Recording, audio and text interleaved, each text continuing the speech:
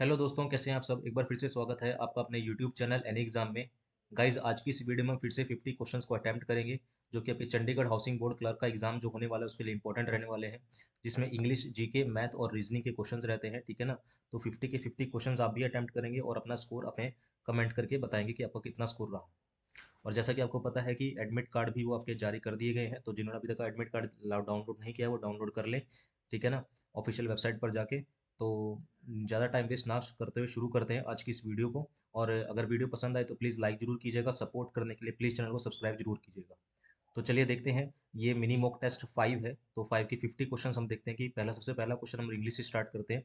तो इंग्लिश में सबसे पहला क्वेश्चन कहता है कि an unreasonable fear of flying and a general dash of machines make some people hesitate to take a flight.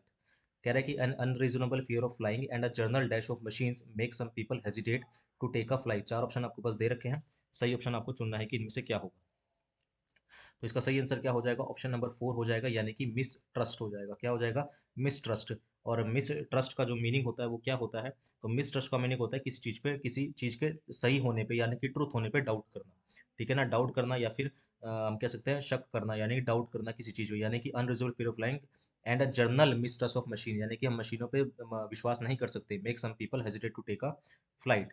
Disbelief का अगर हम बात करते हैं, तो डिसबिलीफ मतलब होता है रिफ्यूज करना किसी चीज को एक्सेप्ट करने के लिए कि क्या वो ट्रू है, किसी चीज को रिफ्यूज करना। ठीक है ना, किसी चीज को क्या करना, रिफ्यूज करना, उसे हम बोलते हैं डिसबिलीफ। ठीक है ना। वेरासिटी का अगर हम बात करते हैं तो वेरासिटी का मतलब होता है एक्यूरेसी, और प्रिंसिपल होता है हमने फंडामेंटल जो ट्रूथ होते हैं उसको बात करते हैं, वो होता है प्रिंसिपल। तो इसका सही आंसर हो जाएगा ऑप्शन नंबर 4। बढ़ते हैं नेक्स्ट क्वेश्चन की ओर। तो नेक्स्ट क्वेश्चन में कहता है, कह रहा है कि आपके पास मिस स्पेल्ट वर्ड, यानी कि इसकी मिस स्पेल्ट बताना है कि इसका सही आंसर क्या होगा।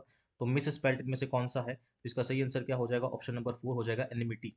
तो एनमिटी जो है वो गलत लिखा गया, इसकी जो स्पेलिंग होगी वो होगी ENMITY होगा।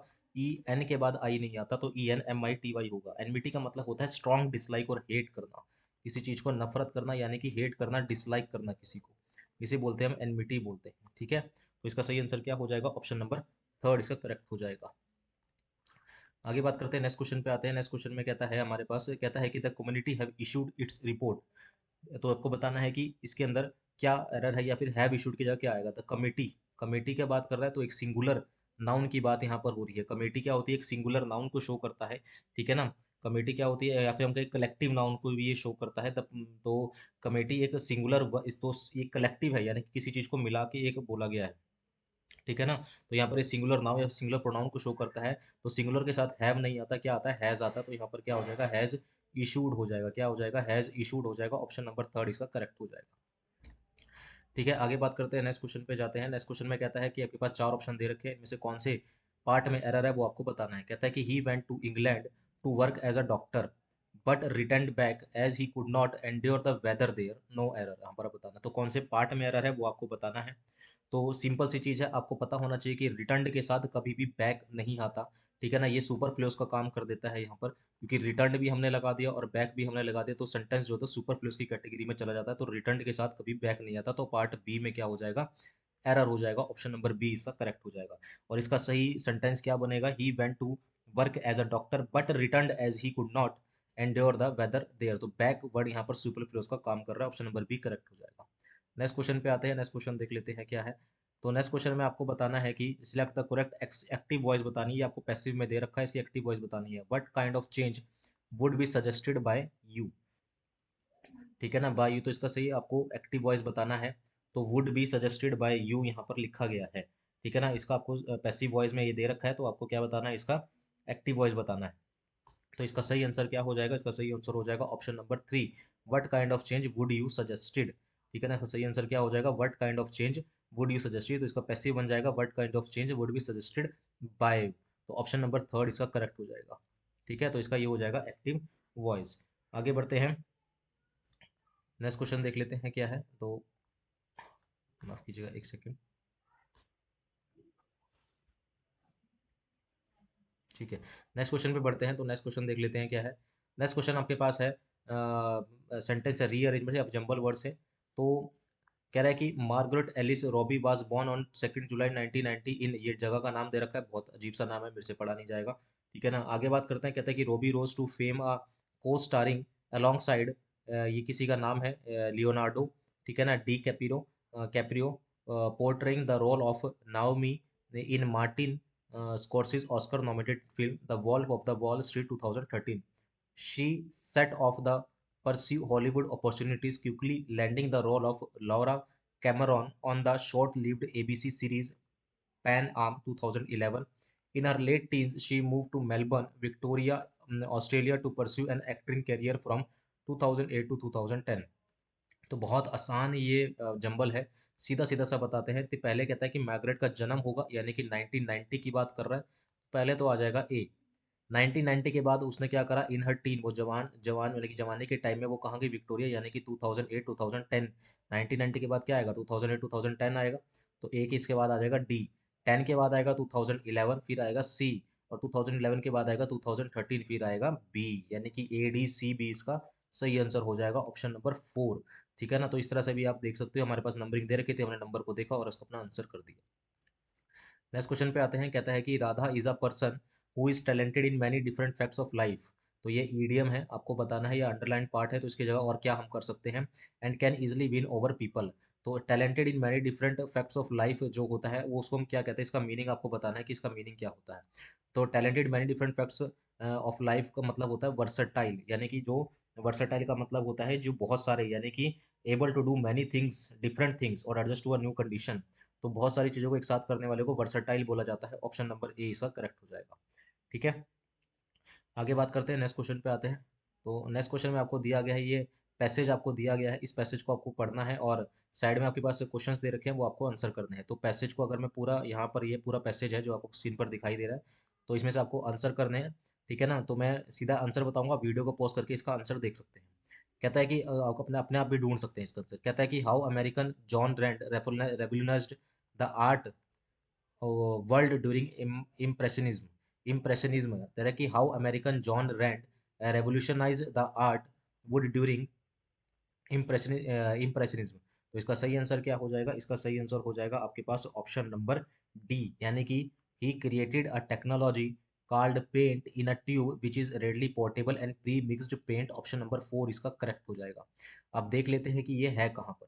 ठीक है ना, जैसे कि यहाँ पर आ गए, he clever new technology offered, created a technology offered easily portable होनी चाहिए, जैसे कि यहाँ पर लिखा हुआ है easily portable pre mixed paint allow painter to bring process. Option number, यहाँ से हमको ये इसका आंसर मिल रहा है, तो ऑप्शन नंबर 4 इसका करेक्ट हो जाएगा।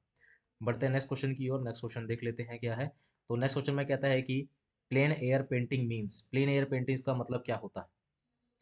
तो प्लेन एयर पेंटिंग्स यहाँ पर लिखा गया है, the practice of the plein air paintings और पेंटिंग आउटसाइड, यानी कि जो बाहर की तरफ बाहर पेंटिंग की जाती है, यानी कि पेंटिंग आउटडोर्स जो होती है।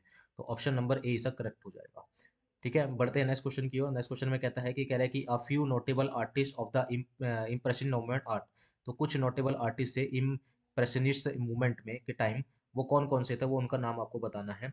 तो इसका अगर हम देखें तो इसका सही आंसर हो जाएगा आपके पास, अ, जैसे यहाँ पर दे रखा है कि 1860 when a group of painters including Claude Monet, Alfred Sisley, Perry, ये नाम दे रखे हैं। ठीक है ना, तो ये है पेंटिंग टुगेदर। तो क्या है, Claude Monet, Alfred Sisley and Perry. ये ऑप्शन नंबर बी इसका करेक्ट हो जाएगा।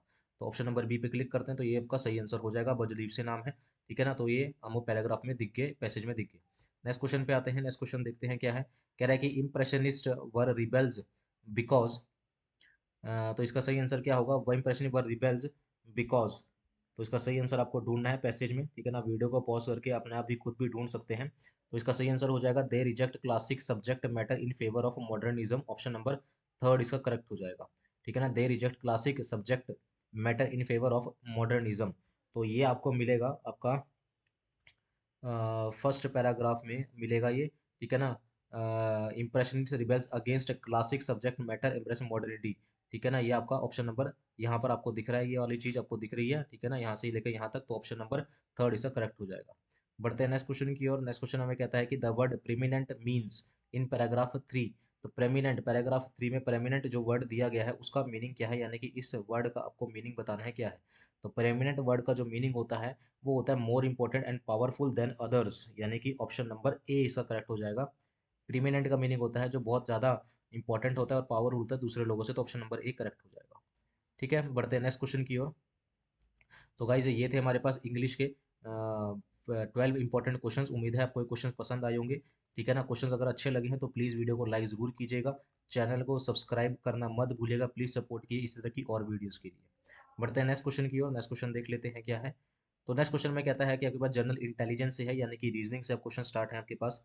कहता है कि Rohan and Sunil are brothers. Rohan और सुनील क्या है, ब्रदर है, तो ये रोहन हुआ और इसके साथ है सुनील, ये दोनों क्या है, आपस में ब्रदर हैं। आकृति एंड बीनू आर सिस्टर। आकृति और बीनू क्या है, सिस्टर्स है। अब इनका पता नहीं है कि ये कहाँ पर ड्रॉ होंगे। सुनील्स सन, सुनील का जो बेटा है, सुनील्स सन इज बीनूज ब्रदर, वो बीनू का ब्रदर है, ये बीनू होगी। और बीनू एक सिस्टर है, बीनू और आकृति क्या है, दोनों सिस्टर है। हाउ रोहन रिलेटेड टू आकृति, रोहन आकृति का क्या लगता है, तो रोहन आकृति का अंकल लगेगा। Option number A is correct हो जाएगा। तो रोहन आकृति का क्या लगेगा, अंकल लगेगा, ऑप्शन नंबर ए करेक्ट हो जाएगा। बढ़ते हैं नेक्स्ट क्वेश्चन की ओर। नेक्स्ट क्वेश्चन में कहता है कि lawyer is related to client. अगर लॉयर जो है वो क्लाइंट से रिलेट करता है, ठीक है ना, इसी in the same way doctor is related to, doctor किससे रिलेट करेगा, तो लॉयर किसको देखता है, अपने क्लाइंट को देखता है। डॉक्टर किसको देखता है, पेशेंट को देखता है। ऑप्शन नंबर ए इसका बी इसका करेक्ट हो जाएगा। तो doctor is related to patients. आगे बढ़ते हैं नेक्स्ट क्वेश्चन पे। कहता है कि आपको ये एम्बेडेड फिगर है, यानी कि ये फिगर जो बनाई गई है इसको आपको ढूंढना है कि ये कौन से ऑप्शन में है। तो अगर मैं पहले ऑप्शन को चेक करता हूँ तो पहले ऑप्शन में ये ऐसे करके ड्रॉ हो रहा है इस तरीके से। ठीक है, ये इस तरीके से ड्रॉ हुआ और यहाँ पर ये फिगर बनाई, तो पहले ऑप्शन में मेरे को ये दिख रहा है, तो फर्स्ट ऑप्शन ही इसका क्या हो जाएगा, करेक्ट आंसर हो जाएगा। बढ़ते हैं नेक्स्ट क्वेश्चन की ओर। नेक्स्ट क्वेश्चन में कहता है कि 40, 48 एंड 83, यानी कि 14, 40 और 83 का आपको पैटर्न बताना है कि 14, 80 और 83 में कौन सा पैटर्न यहाँ पर लग रहा है, और वही पैटर्न आपको कौन से ऑप्शन में फिट हो रहा है वो आपको देखना है। तो अगर मैं देखूं इसमें, तो 14 को अगर मैं मल्टीप्लाई करता हूँ 3 से, तो 14 थ्री सा कितना होता है, 14 थ्री सा होता है हमारे पास 42, और इसमें से -2 करते हैं तो कितना आता है, 40 आता है। फिर 40 को अगर मैं मल्टीप्लाई करता हूँ किससे, 2 से, ठीक है ना, कितना आएगा, 80 आएगा, और उसमें +3 करते हैं तो कितना होता है, 83 होता है। तो ये पैटर्न किस में लग रहा है वो देख लेते हैं। तो अगर मैं ऑप्शन नंबर ए उठाता हूँ, कौन सा, 13, 37 और 77, तो 13 को पहले मैं मल्टीप्लाई करता हूँ 3 से तो कितना होगा, 39, फिर इसमें से -2 करेंगे तो 37 आता है। फिर 37 को मल्टीप्लाई करते हैं किससे, 2 से, कितना होता है हमारे पास, ये होता है हमारे पास 37 को 2 से करेंगे तो ये आ जाएगा 74, उसमें +3 करेंगे तो 77 आएगा, यानी कि मेरा पैटर्न पहले वाले ऑप्शन में ही फिट हो रहा है। तो ऑप्शन नंबर ए इसका करेक्ट हो जाएगा। ठीक है, तो पैटर्न को ध्यान से देखने की जरूरत है, आपको इजीली मिल जाएगा। आगे बात करते हैं नेक्स्ट क्वेश्चन की ओर। कहता है कि Gaurav exit from the back door of his north facing house. कह रहा है कि गौरव का जो घर है ना, उसका जो फेस है वो नॉर्थ की डायरेक्शन की तरफ है, ऐसे घर बना रखा है उसने, और इसका जो फेस है वो नॉर्थ डायरेक्शन की तरफ है।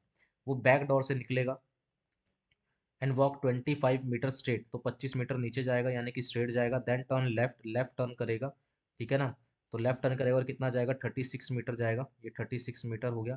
Then turn left and walk 47 metre, तो 40, तो 25 तो यहाँ तक हो गया, और फिर जाएगा 47 मीटर टोटल, तो ये 47 मीटर हो गया ऊपर की तरफ। Then turn left and walk 36 metre, तो ये घर की बिल्कुल सीध में आ जाएगा यहाँ पर। 36 मीटर ये ट्रैवल करा। How far and in which direction from his house, अपने हाउस से वो कौन सी डायरेक्शन में, ये आपको बताना है। तो 47 में से अगर मैं 25 को माइनस करता हूँ तो 22 आता है, यानी कि 22 मीटर नॉर्थ की तरफ होगा ये। ऑप्शन नंबर ए करेक्ट हो जाएगा। तो अपने घर से वो 22 मीटर नॉर्थ की तरफ है। सिंपल सा क्वेश्चन था, इंपॉर्टेंट क्वेश्चन था। बढ़ते हैं नेक्स्ट क्वेश्चन की ओर। नेक्स्ट क्वेश्चन में कहता है कि आपको यहाँ पर बताना है कि इनमें क्या पैटर्न लग रहा है, कौन सी फिगर इसमें ऑड आउट है। तो सिंपल सा मेरे को यहाँ पर दिखाई दे रहा है कि जो ये ऊपर डंडियाँ बनाई गई है ये इनकी साइड्स पे है, ये भी इसकी साइड पे है, ये भी साइड पे है, लेकिन ये एज पे बनी हुई है, यानी कि पॉइंट पे बनी हुई है। तो ऑप्शन नंबर डी इसका करेक्ट हो जाएगा। तो देख लेते हैं क्या आंसर मेरा सही है, ऑप्शन नंबर डी। तो ऑप्शन नंबर डी बिल्कुल सही है, तो ये एज पे बनी हुई थी इसलिए इसका ये आउट मैन आउट हो जाएगा। आगे बात करते हैं नेक्स्ट क्वेश्चन की ओर। कहता है कि नाटा, यानी कि मैं लिख देता हूँ इसको, NATADISI मीन्स होता है he is an author, he is an author. आगे बात करते हैं MASIGAZA का मतलब होता है there is no doubt, there is no doubt. आगे बात करते हैं, कहता है कि DIZASAFA का मतलब होता है he lives there alone, he lives there alone. और आगे लास्ट वाले की बात करते हैं, कह रहे हैं कि ZISAFI का मतलब होता है don't swim alone, don't swim alone. आपको किसका कोड बताना है, आपको लिव का कोड बताना है। और अगर मैं यहाँ पर देखता हूँ दूसरे कलर में आपको बताता हूँ कि अगर मैं यहाँ पर देखूँ तो लीव वर्ड मेरे को कहीं और नहीं नजर आता। लीव वर्ड मेरे को कहीं और नहीं नजर आता, मतलब मेरे को ऐसा वर्ड ढूंढना है इस लाइन के अंदर कि जो मेरे को कहीं और ना नजर आए। तो यहाँ पर अगर मैं देखता हूँ तो मेरे को एफ ए वर्ड यानी कि फा वर्ड मेरे को कहीं और नजर नहीं आ रहा है। तो इसका सही आंसर क्या हो जाएगा? इसका सही आंसर हो जाएगा ऑप्शन नंबर बी, यानी कि एफ ए इसका सही आंसर हो जाएगा, क्योंकि ये मेरे को कहीं और नजर नहीं आ रहा। ठीक है ना? तो इसका सही आंसर क्या हो जाएगा? लीव का जो कोड कोड हो जाएगा वो एफ ए हो जाएगा।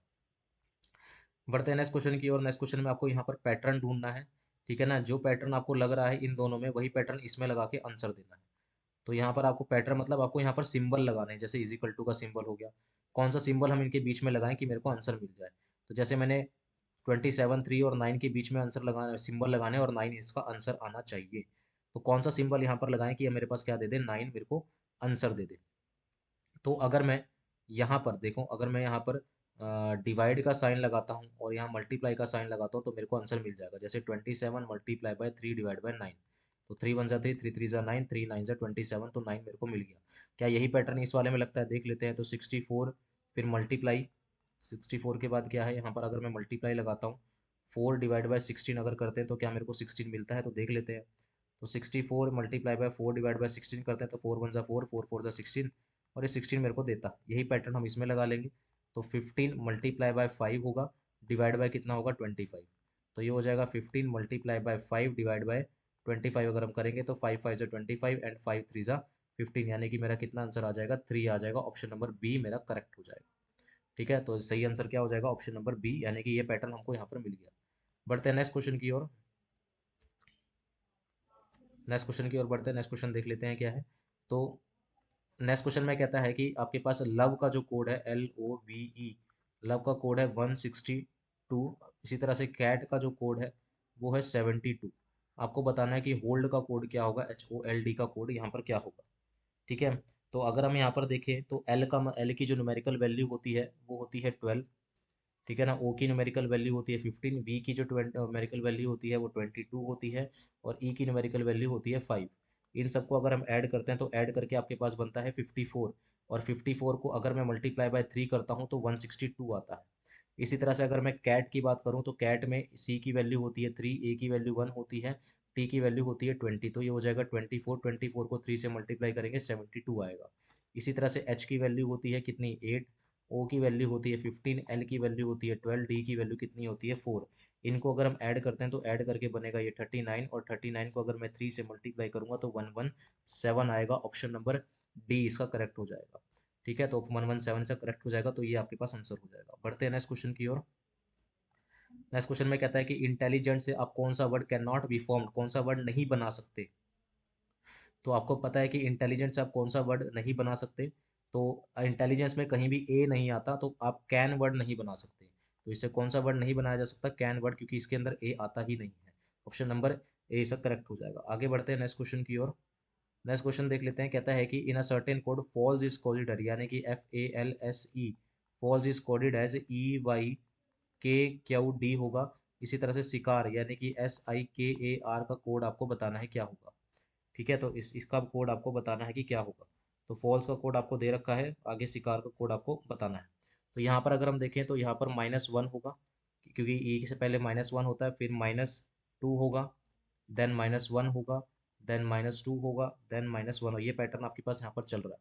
तो -1 करते हैं तो R आता है, आई में से -2 करेंगे तो G आएगा, के में -1 करते हैं तो J आता है, ए में -2 करेंगे तो Y आएगा, और आर में -1 करेंगे तो Q आएगा। यानी कि RGJY Q। Option number third में मेरे को ये दिखाई दे रहा है, तो ऑप्शन नंबर थर्ड इसका करेक्ट हो जाएगा। नेक्स्ट क्वेश्चन की ओर बढ़ते हैं। नेक्स्ट क्वेश्चन में कहता है कि एग्जीक्यूट का जो कोड है वो 5351695 है। स्क्रिप्ट का कोड है हमारे पास ये। एग्जिट का कोड बताना था। अगर इस तरह का क्वेश्चन आपको दिख रहा है तो एग्जिट का कोड आपको बताना है, EXIST का कोड आपको बताना है। तो अगर मैं ई पे बात करूँ तो ई पे मेरे को यहाँ पर 5 दिखाई दे रहा है, तो यहाँ 5 आ जाएगा। एक्स पे बात करें तो एक्स पे मेरे को एक्स की जगह पर मेरे को यहाँ 3 दिखाई दे रहा है, तो 3 आ जाएगा। आई यहाँ पर दे रखा, आई पे बात करें तो मेरे को क्या दिखा रहा है? दे रहा है 2 दिखाई दे रहा है, तो यहाँ आ जाएगा 2। एस की अगर हम बात करते हैं तो एस पहले नंबर पे है, तो यहाँ पहले नंबर मेरे को 7 दिखाई दे रहा है, तो यहाँ 7 आ जाएगा। और टी की बात करें तो टी पे मेरे को यहाँ 9 दिखाई दे रहा है, तो 9 आ जाएगा। तो यानी कि 53279 हो जाएगा। ऑप्शन नंबर डी इसका करेक्ट हो जाएगा। ठीक है ना? ऑप्शन नंबर डी पे क्लिक करते तो ये इसका सही आंसर जाता है। ठीक है, बढ़ते हैं नेक्स्ट क्वेश्चन की ओर। नेक्स्ट क्वेश्चन की ओर देखते हैं, कहता है कि राम राघव एक क्लास है टॉप से बॉटम, राघव का जो रैंक है टॉप से वो 8th है, यानी कि यहाँ पर बैठा है राघव और इसका जो टॉप से जो रैंक है वो कितना है, 8th है, और बॉटम से जो रैंक है वो 31 है, 31st है। तो आपको बताना है कि टोटल स्टूडेंट क्या होगा, और टोटल स्टूडेंट का जो फॉर्मूला होता है,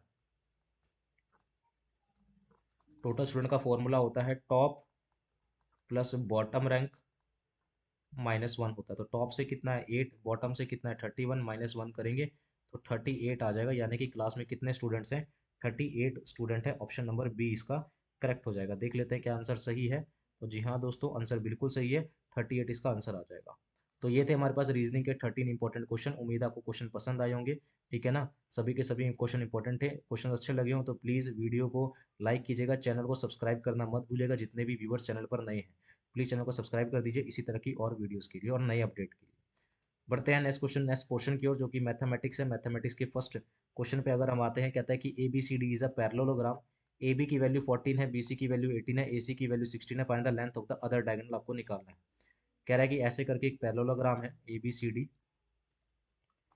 ए बी सी डी एक पैरेललोग्राम है। ए बी की लेंथ जो है वो 14 है, बी सी की लेंथ 18 है, ए सी की लेंथ अगर बात करें तो ये 16 है। आपको बताना है कि दूसरे डायगोनल की लेंथ क्या होगी। तो एक प्रॉपर्टी होती है पैरेललोग्राम की, वो प्रॉपर्टी क्या होती है कि डी वन स्क्वायर जो होता है प्लस डी टू स्क्वायर जो होता है वो होता है टू साइड वन का स्क्वायर प्लस साइड टू का स्क्वायर होता है, ये प्रॉपर्टी होती है। तो ये प्रॉपर्टी अगर आप ध्यान रखेंगे तो आपका आंसर जो है वो इजीली निकल जाएगा। तो डी वन यानी कि 16 का स्क्वायर यहाँ पर आएगा, D one square plus D two square, दूसरा डायगोनल मेरे को निकालना है। टू इंटू में एक साइड की वैल्यू कितनी है 14, यानी कि 14 का स्क्वायर, डी टू यानी कि दूसरे साइड की वैल्यू कितनी है 18, यानी कि 18 का स्क्वायर। तो 16 का स्क्वायर होता है 256 प्लस डी टू का स्क्वायर इज इक्वल टू, यहाँ पर 2 इंटू में 14 का स्क्वायर होता है 196 प्लस 18 का स्क्वायर होता है 324। तो ये हो जाएगा 256 प्लस डी टू का square is equal to 2 multiply by, इसको ऐड करके अगर हम मल्टीप्लाई करेंगे तो आपके पास आएगा 1040। कितना आ जाएगा 1040 आ जाएगा, और यहाँ से डी टू के स्क्वायर की वैल्यू आ जाएगी 1040 माइनस में कितना 256, तो इसको माइनस करेंगे तो यह आ जाएगा हमारे पास 784। तो हम यहाँ से क्या करेंगे, डी टू की जो है वैल्यू निकाल देंगे, अंडर रूट कितना हो जाएगा 784, और यहाँ से डी टू की वैल्यू कितनी आ जाएगी 28 आ जाएगी, यानी कि 28 का क्यूब रूट होता है 784 का क्यूब रूट होता है 28। ऑप्शन नंबर बी सा करेक्ट हो जाएगा। तो अगर आप ये वाली प्रॉपर्टी ध्यान रखते हैं तो पैरेललोग्राम में तो आपका आंसर डायरेक्ट निकल जाएगा। तो ऑप्शन नंबर डी से करेक्ट हो जाएगा। ठीक है, ऑप्शन नंबर बी सा करेक्ट हो जाएगा। ठीक है, इंपॉर्टेंट क्वेश्चन था। बढ़ते हैं नेक्स्ट क्वेश्चन की ओर। नेक्स्ट क्वेश्चन देख लेते हैं क्या है। तो नेक्स्ट क्वेश्चन में कहता है कि द थर्ड प्रोपोर्शन आपको निकालना है। ठीक है ना, थर्ड प्रोपोर्शन का आपको डायरेक्ट फॉर्मूला हमने लिखवा रखा है। ठीक है ना, तो थर्ड प्रोपोर्शन अगर हम देखते हैं तो थर्ड प्रोपोर्शन का फॉर्मूला होता है B square divided by A. B की वैल्यू मतलब 27, 27 का स्क्वायर डिवाइडेड बाई ए की वैल्यू कितनी 81। तो 9 3 27 होता है, 9 9 81, 9 1 9, और 9 3 27, कितना हो जाएगा 3 3 9। तो थर्ड प्रोपोर्शन कितना आ जाएगा, ऑप्शन नंबर डी यानी कि 9 आ जाएगा। तो इस थर्ड प्रोपोर्शन का फॉर्मूला आप ध्यान रखेंगे, आंसर आपको मिल जाएगा। बढ़ते हैं नेक्स्ट क्वेश्चन की ओर। कहता है कि एक लेबर है, वो किसी काम को 50 घंटे में कंप्लीट कर सकती है। 5 घंटे काम करने के बाद उसने रेस्ट किया, तो कितना काम अभी बाकी है। तो अगर एक काम को 5 घंटे में 50 घंटे में किया जा सकता है, 5 घंटे काम कर लिया, तो कितने घंटे का काम रह गया 45 घंटे का काम रह गया, कितने में से 50 में से, मतलब इतना काम रह गया। तो 5 9 45, 9/10 होगा, और 9/10 कितना होता है 0.9, यानी कि ऑप्शन नंबर सी। तो इतना काम, इतना फ्रैक्शन काम अभी बचा है, तो 0.9 इसका आंसर हो जाएगा। ठीक है, बढ़ते हैं नेक्स्ट क्वेश्चन की ओर। कहता है कि 120 मीटर लंबी ट्रेन है जो कि इस 90 की स्पीड से जाती है। ऐसे करके एक ट्रेन है जिसकी लेंथ है 120 मीटर और इसकी स्पीड आपको दे रखी है 90 किलोमीटर पर आवर, और ये सामने किसी रेलवे प्लेटफॉर्म को क्रॉस करती है जिसकी लेंथ है 230 मीटर। तो आपको बताना है कितने टाइम में इसे क्रॉस कर लेगी। टाइम निकालना है। टाइम का फॉर्मूला होता है डिस्टेंस अपॉन स्पीड, यानी कि 120 मीटर ट्रेन की लेंथ प्लस 230 मीटर प्लेटफॉर्म की लेंथ, और ट्रेन की स्पीड कितनी है 90 किलोमीटर, इसे हमने मीटर पर सेकंड में चेंज कर लिया। 5/18 से हमने इसे मल्टीप्लाई कर दिया। आगे सॉल्व करते हैं तो यह आ जाएगा हमारे पास 350, ऊपर चला जाएगा, डिवाइडेड बाय 90 मल्टीप्लाई बाय कितना 5, जीरो से जीरो कैंसिल हो जाएगी। 9 2 ज़ा 18, 5 7 ज़ा 35, 7 2 ज़ा कितना हो जाएगा 14 हो जाएगा, यानी कि 14 सेकंड में वो उस प्लेटफॉर्म को क्रॉस कर लेगी। ऑप्शन नंबर ए करेक्ट हो जाएगा। ठीक है, उम्मीद है आपको सभी क्वेश्चन अच्छे लग रहे होंगे। ठीक है ना, समझ आ रहे होंगे। ठीक है ना, बढ़ते हैं नेक्स्ट क्वेश्चन की ओर। नेक्स्ट क्वेश्चन देख लेते हैं क्या है। तो नेक्स्ट क्वेश्चन में कहता है कि हमारे पास रेशो का क्वेश्चन है। कहता है कि 2x plus 3y divided by 3x plus 5y की जो वैल्यू है वो 18/29 है। तो हम क्या करते हैं, सिंपल से आपको क्रॉस मल्टीप्लाई तो करना ही पड़ेगा, तो क्रॉस मल्टीप्लाई करेंगे तो 29 को 2 से करेंगे तो ये आ जाएगा 58x प्लस 29 को 3 से करेंगे तो ये आ जाएगा 87y इज इक्वल टू 18 को 3 से करेंगे तो 54x हो जाएगा, 18 को 5 से करेंगे तो 90y हो जाएगा। तो 58 में से 54x को माइनस करेंगे तो कितना बचेगा, ये बचेगा आपके पास 4x इज इक्वल टू 90 में से 87 को माइनस करेंगे तो 3y बचेगा, और x बाय वाई की वैल्यू यहाँ से आ जाएगी 3/4, यानी कि 3:4 आपका आंसर हो जाएगा। ऑप्शन नंबर ए करेक्ट हो जाएगा। सिंपल सा क्वेश्चन था, क्रॉस मल्टीप्लाई करके आपको रेशो से अकॉर्डिंग आंसर दे देना है। बढ़ते हैं नेक्स्ट क्वेश्चन की ओर। नेक्स्ट क्वेश्चन में कहता है कि एवरेज ऑफ 6 नंबर है और उनकी जो एवरेज है वो 32 है। तो आपको एक फॉर्मूला हमने लिखवाया था कि average multiply by number equal होता है किसके, सम के इक्वल होता है। तो एवरेज ऑफ 6 नंबर, कितने नंबर है, 6 नंबर है, इनकी जो एवरेज है वो 32 है। तो ये कितना हो जाएगा, मल्टीप्लाई करेंगे 6 2 12, 6 3 18 और 192 हो जाएगा, यानी कि 6 नंबर की एवरेज अगर 32 है तो सम कितना हो जाएगा 192। कह रहा है कि if first 3 number is increased by 2, इसको मैं आपको सीधा शॉर्टकट में करवाता हूँ, इतना भी करने की इसको जरूरत नहीं है, ठीक है ना। मैं आपको सीधा सीधा इसको शॉर्टकट में करवाता हूँ, कैसे करना है वो देख लीजिए। हमने क्या करा, कह रहा है कि 6 नंबर है मेरे पास, कितने नंबर है, 6। 6 में से कह रहा है कि 3 नंबर को इंक्रीज किया गया 2 से, 3 नंबर को इंक्रीज किया गया 2 से, तो टोटल इंक्रीज कितना हो जाएगा, 6 इंक्रीज हो जाएगा। और अगले जो 3 है उनको डिक्रीज किया गया 4 से, तो टोटल डिक्रीज कितना हो जाएगा, 12 डिक्रीज हो जाएगा। तो ओवरऑल अगर हम देखते हैं तो ओवरऑल कितना डिक्रीज हुआ, ओवरऑल हो गया 6 डिक्रीज। 12 - 6 करा, इन दोनों का अगर हम देखूं तो ओवरऑल जो डिक्रीज हुआ है, कुल मिला के जो डिक्रीज हुआ है -12 + 6 करेंगे तो ओवरऑल -6 का डिक्रीज हुआ है। तो कितने नंबर पे हुआ है, तो -6 का डिक्रीज हुआ है कितने नंबर पे, 6 नंबर पे। तो एक नंबर पे कितना डिक्रीज होगा, एक डिक्रीज होगा, ठीक है ना। तो हम पहले एवरेज जो 32 थी वो एक से कम हो जाएगी, तो अब एवरेज कितनी हो जाएगी, 31 हो जाएगी। ऑप्शन नंबर डी इसका करेक्ट हो जाएगा। ये सीधा सीधा आपको आंसर दे देगा, इस तरीके से आप इसको कर सकते हैं। तो कह रहे थे 6 में से जो 3 नंबर है उन पे 2 इंक्रीज हुआ है, तो टोटल इंक्रीज हो जाएगा 6। जो अगले 3 थे उन पे 4 का इंक्रीज हुआ है, डिक्रीज हुआ है, तो टोटल इंक्रीज कितना, डिक्रीज कितना हो जाएगा 12, तो टोटल डिक्रीज कितना हो गया 6 का। कितने नंबर पे, 6 नंबर पे, तो एक नंबर पे एक का डिक्रीज होगा, तो 32 - 1 कितना हो जाएगा, 31 हो जाएगा। तो नई एवरेज 31 होगी। आगे बढ़ते हैं, नेक्स्ट क्वेश्चन की ओर बढ़ते हैं। कहता है कि A gets 10% marks less than B. तो अगर मैं ए की बात करता हूँ, ए कहता है कि 10% मार्क्स कम लेके आता है किससे, बी से, ठीक है। और बी जो है वो 25% ज़्यादा लेके आता है किससे, सी से, ठीक है। तो अगर हम बात करते हैं ए रेशो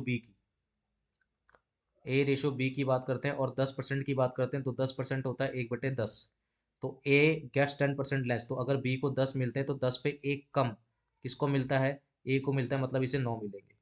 फिर अगर हम बात करते हैं किसके, बी रेशो सी की, बी रेशो सी कितना, 25%, 25% कितना होता है हमारे पास, 25%, 25% होता है 1/4।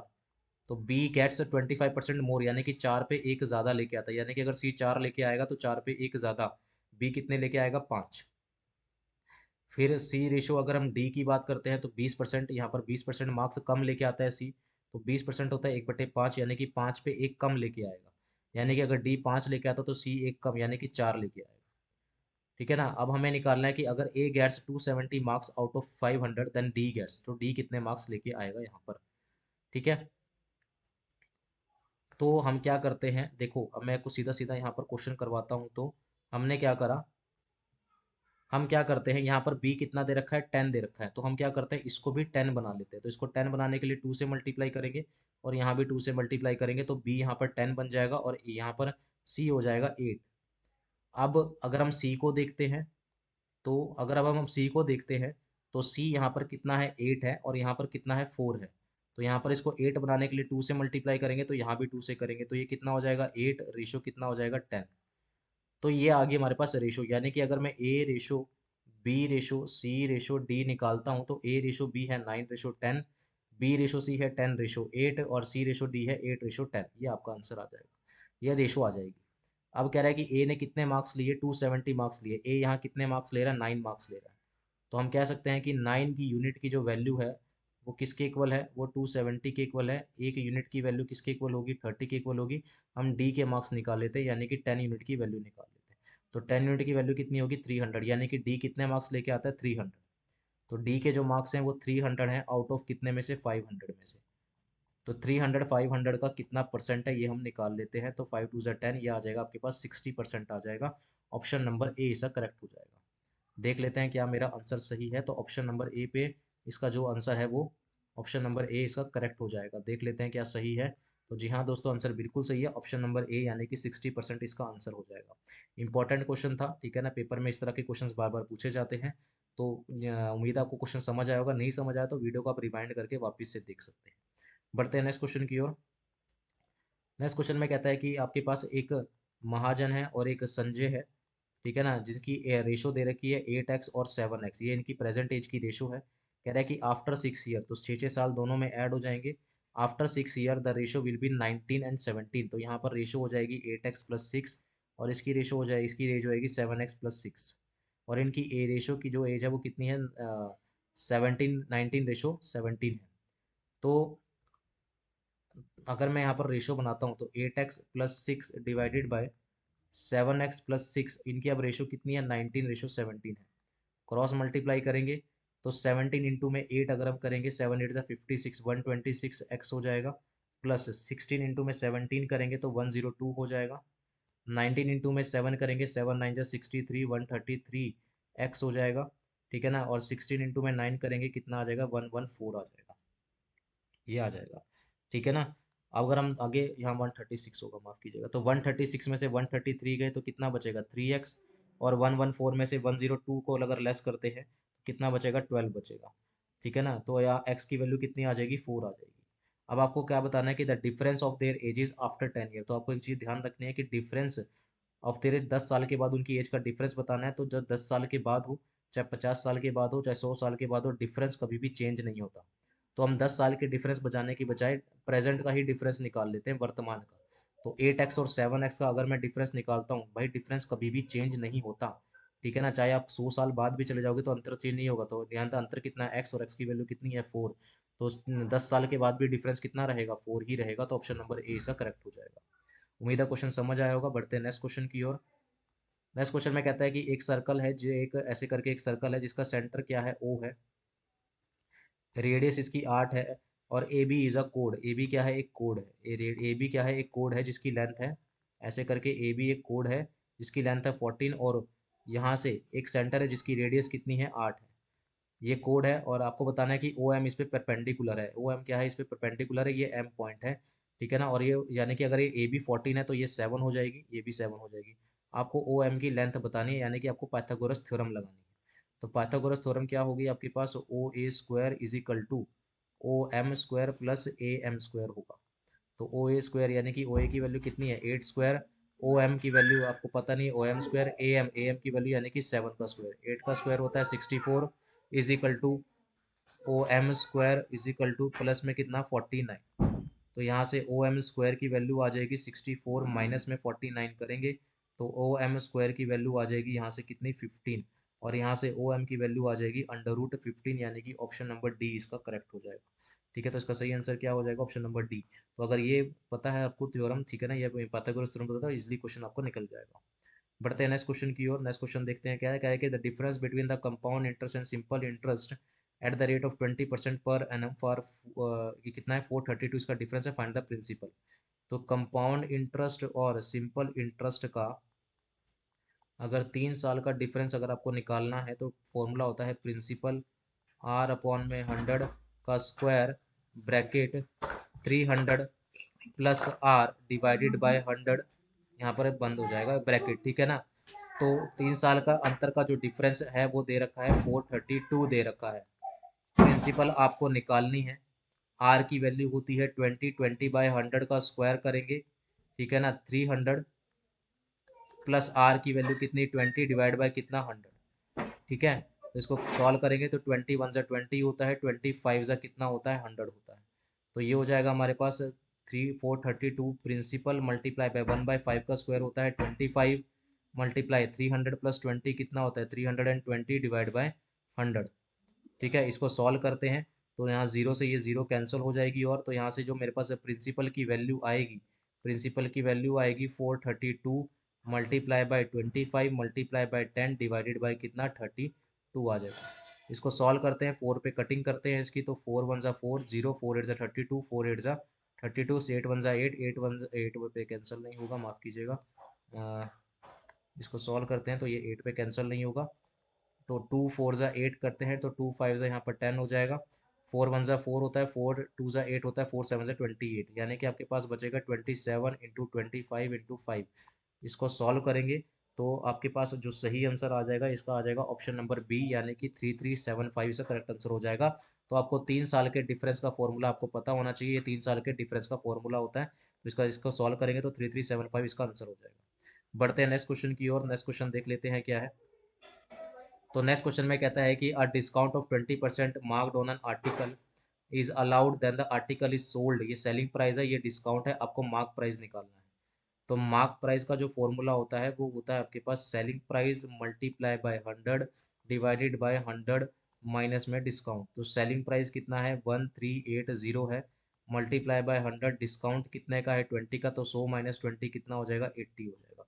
जीरो से जीरो कैंसिल हुआ, ठीक है। आगे सॉल्व करेंगे तो ये आ जाएगा 4 टू ज़ा 8, ठीक है। 4 टू ज़ा 8, 4 टू पे तो नहीं कटेगा ये। इसको सॉल्व करते हैं तो ये 2 4 ज़ा 8, 2 5 ज़ा 10 0, 2 2 ज़ा 4, ये 25 पे कैंसिल हो जाएगा, 2 से काटेंगे, 2 6 ज़ा 12, 2 9 ज़ा 18, यानी कि 69 मल्टीप्लाई बाय 25 आएगा। और 69 मल्टीप्लाई बाय 25 अगर आप करेंगे तो 1725 आएगा। ऑप्शन नंबर सी इसका करेक्ट हो जाएगा। ठीक है, तो सीधा सीधा मैं आपको डायरेक्ट फॉर्मूला बता रहा हूँ। ठीक है, उम्मीद है क्वेश्चन भी आपको समझ आ रहे होंगे सारे के सारे। ठीक है ना, बढ़ते हैं इसके नेक्स्ट क्वेश्चन की ओर, मैथ पोर्शन के नेक्स्ट क्वेश्चन की ओर। बोर्ड मास का क्वेश्चन है, सीधा सीधा आपको क्वेश्चन बताना है, बोर्ड मास से रिलेटेड क्वेश्चन है। कहता है कि 1980 divided by 9 plus bracket -77 plus bracket -1980 plus फिर ब्रैकेट 1/4 ऑफ का मतलब मल्टीप्लाई होता है 7920 bracket close, then again bracket close, then again bracket close. तो अगर हम इसको बोर्ड मास से सॉल्व करेंगे, ठीक है, तो यहाँ 4 से कैंसिल होगा, तो 4 वन ज़ा 4 हो जाएगा 39, 4 नाइन ज़ा 36, 4 एट ज़ा 32, जीरो हो जाएगा ये। तो इसको सॉल्व करेंगे तो ये आ जाएगा 1980 divided by 9 plus bracket -77 plus bracket -1980 और प्लस में कितना 1980 bracket close, then again bracket close, then again bracket close. इससे ये कैंसिल हो जाएगा, जीरो हो जाएगा। तो आपके पास क्या बचेगा 1980 डिवाइड बाय 9 माइनस में 77 बचेगा।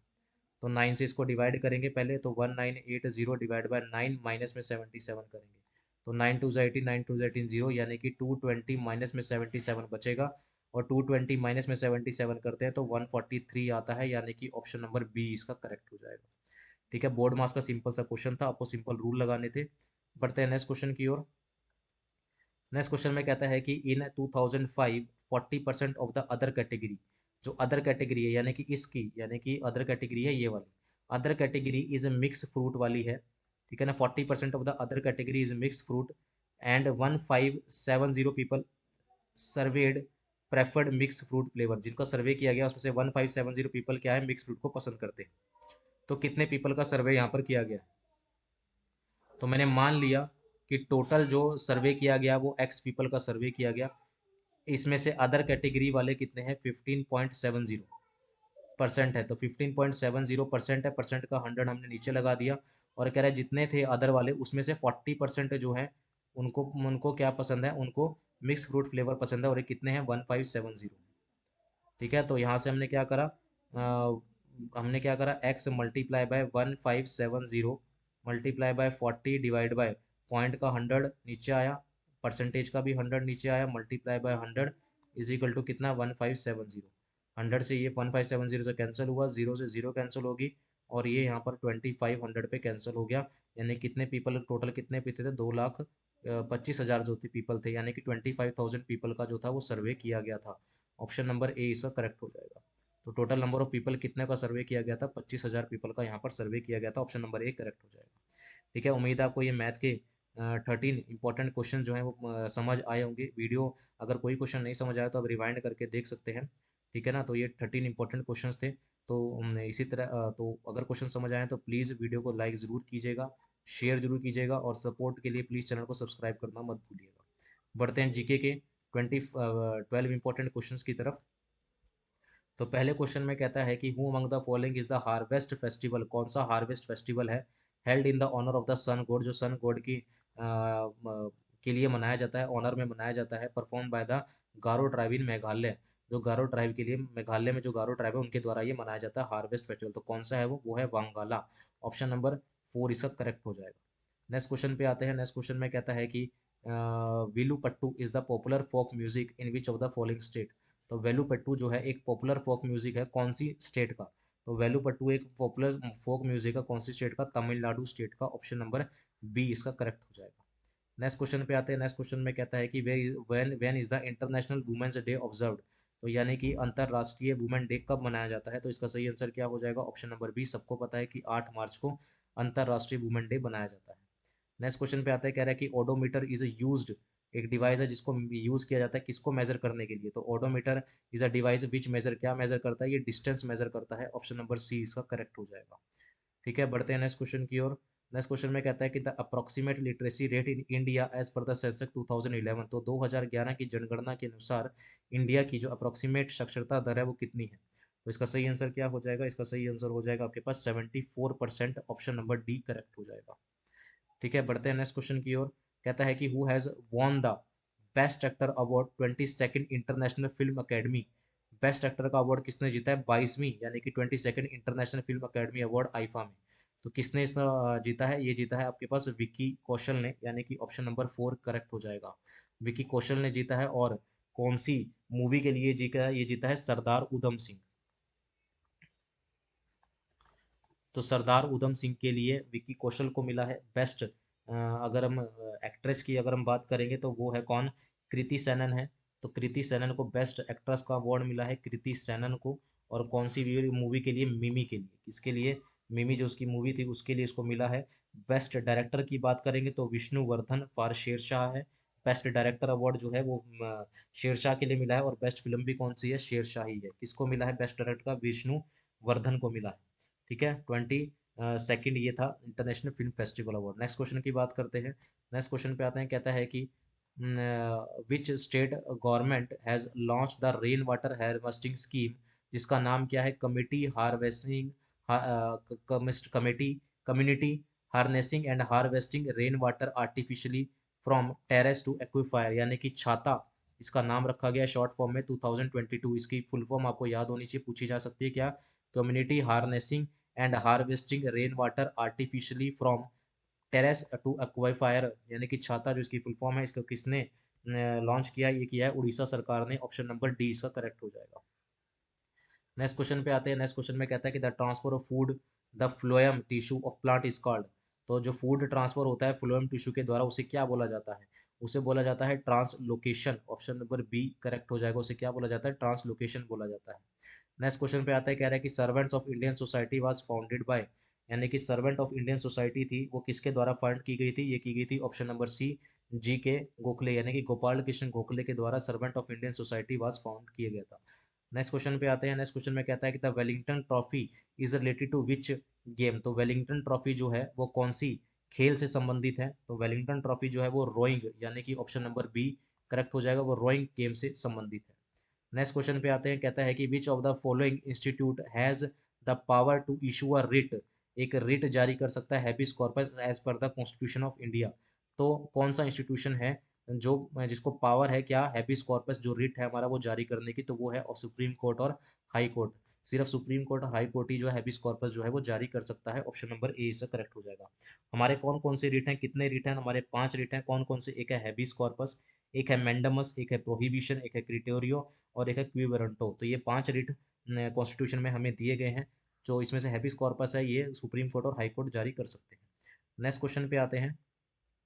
कहता है कि who has been appointed as the director of the prime minister PMO office में, नए डायरेक्टर के रूप में किसे अपॉइंट किया गया अगस्त 2022 में। तो प्राइम मिनिस्टर ऑफिस में, ठीक है ना, डायरेक्टर के रूप में किसे अपॉइंट किया गया है, ये किया गया है option number A Shweta Singh को। ऑप्शन नंबर ए इसका करेक्ट हो जाएगा। तो पीएमओ ऑफिस में as appointed as a director कौन, श्वेता सिंह। श्वेता सिंह कौन है, एक आईएफएस ऑफिसर है, यानी कि ये है एक इंडियन फॉरेस्ट सर्विसेज ऑफिसर है ये। और 2022 2022 नहीं, ये है 1988 बैच की आई, ठीक है ना, नहीं 1988 नहीं है इसका, 2008 बैच की, माफ कीजिएगा। ये है 2008 बैच की आईएफएस ऑफिसर हैं ये। कौन? श्वेता सिंह, और इनको पीएमओ के ऑफिस में डायरेक्टर के रूप में नियुक्त किया गया है। तो ऑप्शन नंबर ए करेक्ट हो जाएगा। तो गाइज ये थे हमारे पास जीके के भी 12 इंपॉर्टेंट क्वेश्चन। उम्मीद है आपको इन क्वेश्चन से मदद मिलेगी एग्जाम क्लियर करने में। ठीक है ना? वीडियो प्लीज़ ज़रा भी पसंद आ रही है तो प्लीज़ लाइक करना मत भूलिएगा, शेयर कीजिएगा और चैनल को सब्सक्राइब जरूर कीजिएगा। ठीक है ना? हम आपके अग्निवीर के लिए भी आपकी डेली के डेली वीडियो जो होते हैं वो डाल रहे हैं, और साथ ही साथ एसएससी सीएचएसएल हो गया या एसएससी एमटीएस हो गया, इन सभी के लिए भी डेली की डेली जीके की एक वीडियो आ रही है। तो प्लीज़ इस तरह की और वीडियोस के लिए प्लीज़ चैनल को सपोर्ट कीजिए। मिलते हैं नेक्स्ट पार्ट में, अभी के लिए इतना ही। Thank you very much.